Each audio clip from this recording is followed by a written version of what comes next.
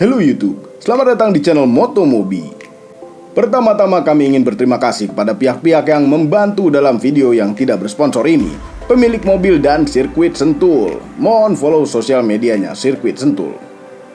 Akhirnya video ini keluar. Apabila Anda sudah mengikuti Instagram kami, Anda tahu bahwa kami pernah syuting mobil ini. Apabila Anda tidak mengikuti Instagram kami mohon untuk di-follow agar kami bahagia. Mobil ini merupakan supercar Jepang yang fenomenal pada zamannya. Mobil ini merupakan mobil yang punya nilai sejarah. Bukan hanya sejarah di dunia saja, tapi sejarah juga pada kami. Ini adalah Honda NSX generasi pertama.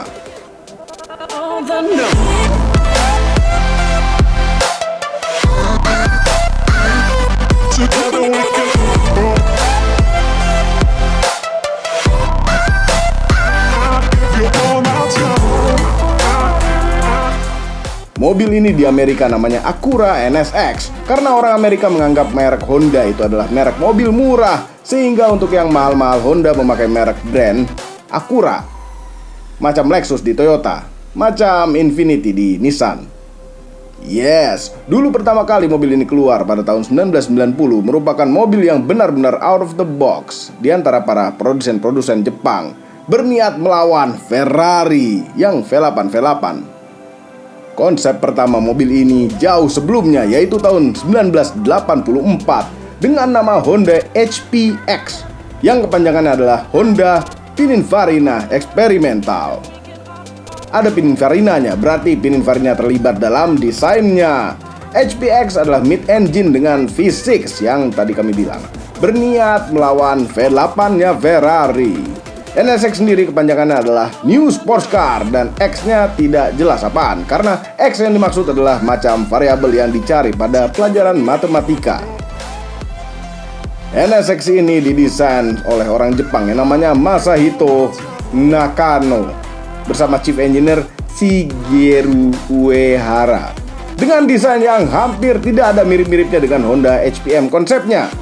Ya, ada bagian yang mirip, itu kepalanya mirip sedikit. Dan pembuatan mobil ini sangat serius sekali karena bagian akhir-akhir pengembangan desainnya melibatkan Ayrton Senna. Honda NSX tahun 1995 ada tambahan tipe, yaitu yang Targa Top yang akrab disebut dengan NSX T. Wah, itu keren sekali. Tahun 1997 mesinnya berubah menjadi 3200 cc yang tadinya 3000 cc. Dan tahun 2002 ada facelift menjadi seperti ini. Lampu depannya yang tadinya pop-up berubah menjadi lampu yang tidak pop-up namun memakai xenon. Ada juga yang namanya NSX R. Ini R berarti pasti racing karena diringan-ringankan interior dan velgnya sehingga selisih 120 kg lebih ringan dibanding dengan yang tidak pakai R. Kami tidak akan bahas NSX yang balap-balap. Kami hanya ingin membahas yang dijual di showroom saja. Showroom yang bukan di Indonesia. Sejujurnya NSX generasi pertama ini kami sudah pernah nyetir dulu waktu kami muda. Dan benar-benar semua orang menyangka ini adalah supercar macam Ferrari, namun berlogo H. Kami pun agak meremehkan dulu karena ini adalah mobil Jepang. Dulu bentuknya kami masih agak kurang cocok dengan buntutnya yang agak kepanjangan overhangnya. Namun mungkin dulu kami masih terlalu muda, selera masih kurang bagus. Mobil ini sebenarnya keren sekali. Dan pada mobil inilah kami pertama kali merasakan yang namanya electronic power steering. Jadi ya, mobil ini adalah sebenarnya sports car yang berbentuk dan berjiwa mendekati supercar. Hanya bisa 2 orang. Jadi harus memilih mau ajak istri atau pacar yang mana. Tidak bisa sekaligus. Bermesin tengah, transversal. Posisi mesin ini penting untuk kepentingan weight distribution dan sekaligus untuk ngeledek Ferrari. Inilah mobilnya. Ada pemilik Honda NSX yang berbaik hati meminjamkan ke kami. Honda NSX ini adalah yang awal-awal, jadi masih 3000 cc dan dengan pop-up headlight. Itu lampu pop-up keren sekali. Dan lihat ini, tinggi mobilnya hanya sepinggang kami. Berhubung Bung Fitra tahu kami dapat pinjaman mobil ini, dia juga numpang ngevlog. Cek vlognya dia mengenai NSX ini. Dia agak-agak terobsesi dengan mobil NA ini. Dari depan, mobil ini berbentuk sopan namun agresif, sangat lancip macam bisa memotong angin. Kalau dilihat dari samping, ada overhang yang agak panjang tadi, yang tadinya kami pikir kepanjangan justru jadi penyeimbang. Mobil ini sangat streamline sekali, dengan kepala macam kanopi pesawat tempur. Kalau dari belakang, ini spoilernya sudah diganti yang lebih tinggi. Aslinya rata pinggir-pinggirnya, dan bentuknya itu enak sekali dilihat. Mobil yang sangat keren ini punya panjang total 4,4 meteran dengan wheelbase 2,53 meter. Beratnya hanya 1,37 ton. Yes, hanya segitu karena bodinya terbuat dari aluminium. Belum ada carbon fiber mungkin zaman dulu, atau masih mahal. Berat yang beda dikit dengan VW Golf terbaru itu sudah termasuk mesin V6 3000cc VTEC. Yes, ini adalah awal-awal teknologi VTEC pada Honda yang menghasilkan tenaga 270 horsepower dengan torsi maksimal 285 Nm. Kenapa torsinya terdengar biasa saja? Karena ini mesinnya NA tanpa turbo. Kalau sudah facelift nanti tenaganya menjadi 290 horsepower dan torsinya 304 Nm. Ini cara buka kap mesinnya unik. Buka dulu kacanya, kemudian sekat tebalnya ini. Gearbox pada mobil ini adalah yang otomatis 4 speed. Yes, itu jumlahnya sama dengan Ayla turbo kami. Namun ini bukan sembarang gearbox. Ini dulu mungkin canggih di zamannya. Kemudian bagasinya. Seberapa besar bagasi mobil ini? Oke, kita lihat di belakang sini ada apa?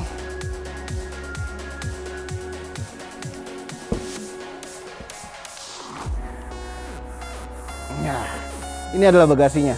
Ini salah satu supercar pada zamannya yang bagasinya paling luas bisa dibilang. Ini. Mungkin Om Gendut muat. Hah? Lihat dulu muat nggak?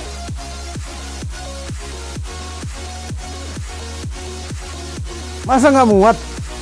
Ini perut taruh sini, kaki sini, kepala situ. Dimutilasi dulu baru muat. Ya, tapi kalau sudah dimutilasi mungkin muat.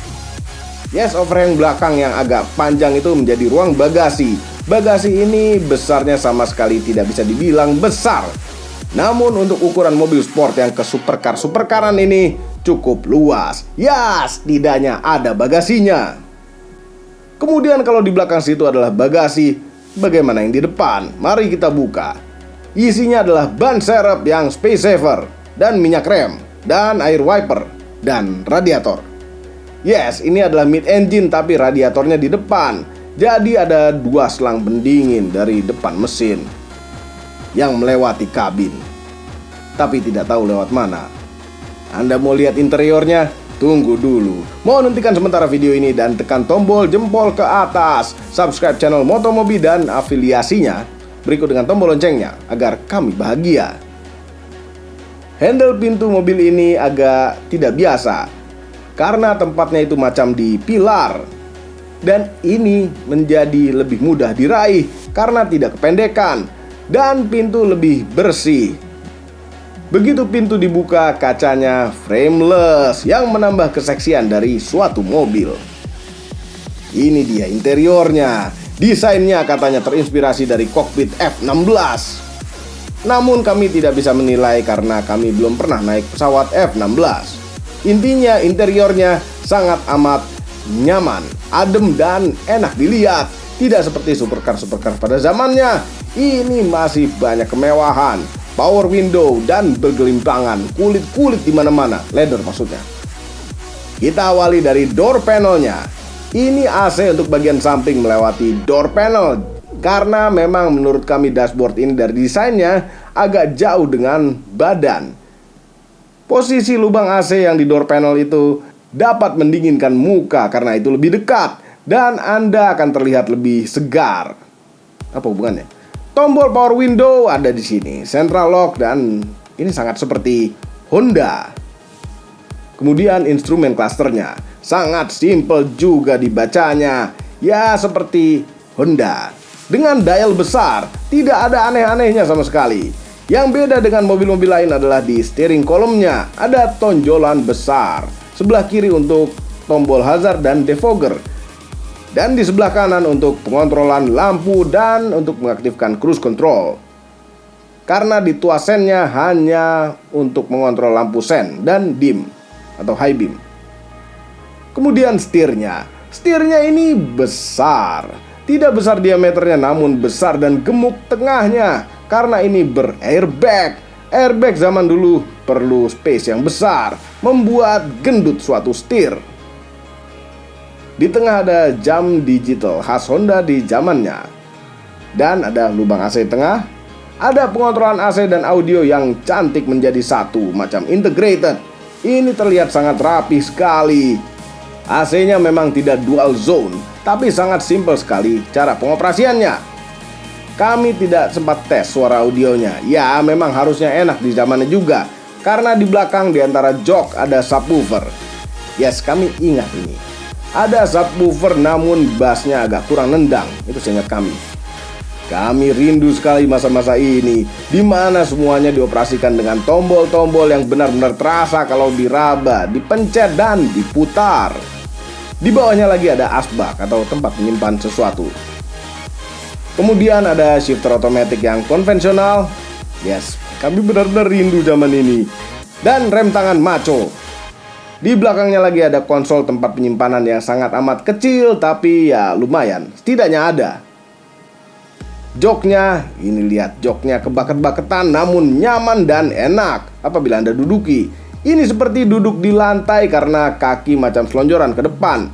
Jok ini juga elektrik. Kami masih heran kenapa bisa seringan itu mobil ini dengan kemewahan-kemewahan macam itu. Sudah saatnya kita tes jalan.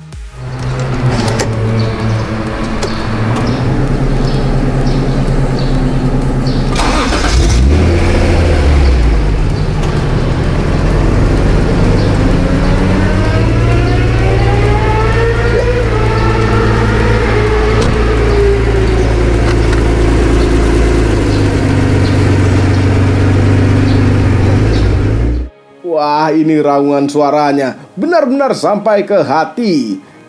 Ya, karena mesinnya persis di belakang punggung kita. Mesin ini memang masih standar, tidak ada suara knalpot yang keras, tapi sensasi standar saja sudah cukup untuk menggetarkan hati. Digetarkan oleh horsepower yang siap disemburkan oleh mesin di belakang punggung Anda. Dulu pada saat mobil ini baru, semua orang benar-benar nengok. Kami pun merasa seperti selebriti yang sedang jalan-jalan di mall. Kami pernah melihat motor masuk ke lubang karena ngeliatin mobil ini, macam melihat cewek cantik.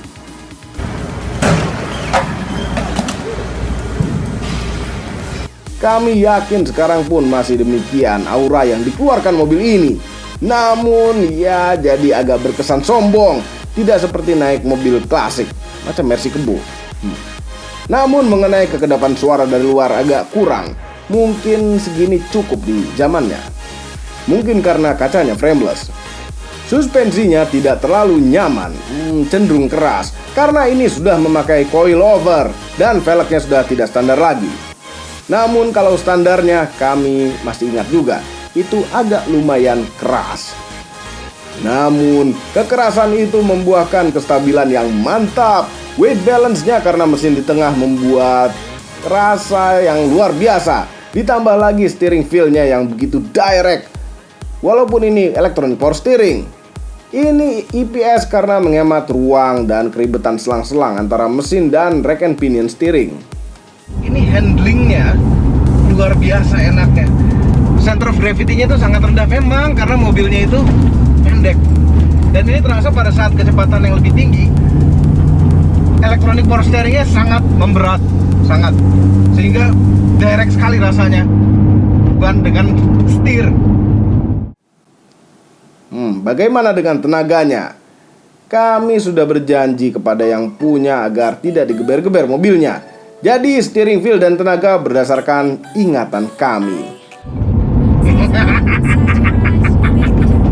Larinya tidak kencang-kencang amat, tidak seperti supercar biasa, tapi ya ini tahun 90-an. Gitulah.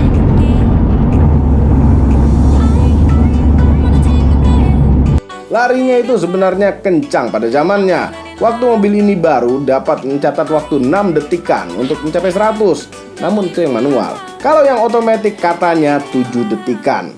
karena itu NA, naturally aspirated. Jadi tidak terasa lonjakan torsi yang signifikan, rasanya rata saja.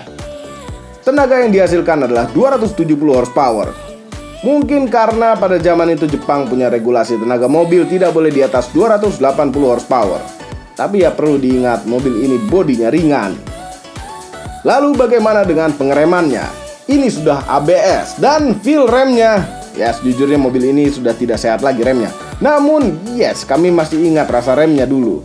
Pakem tapi seperti menginjak batu. Tidak ada rasa empuknya sama sekali ini pedal rem.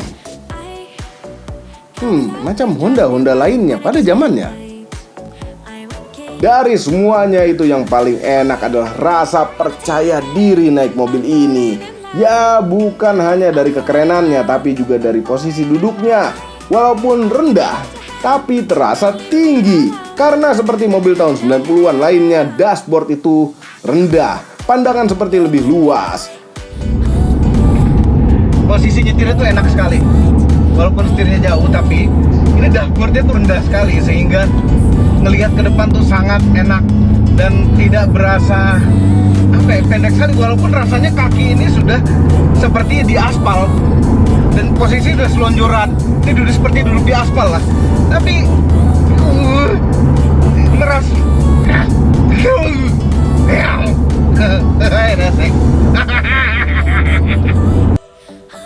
walaupun Anda tidak bisa melihat kap mesin, maksudnya kap depannya, dan didukung lagi dengan kaca jendela yang benar-benar besar, tidak seperti mobil supercar ataupun mobil sport zaman now.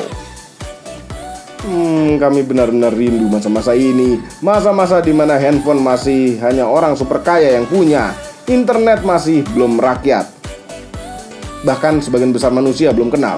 Paling hanya mengandalkan pager untuk komunikasi. Itu pun hanya komunikasi satu arah.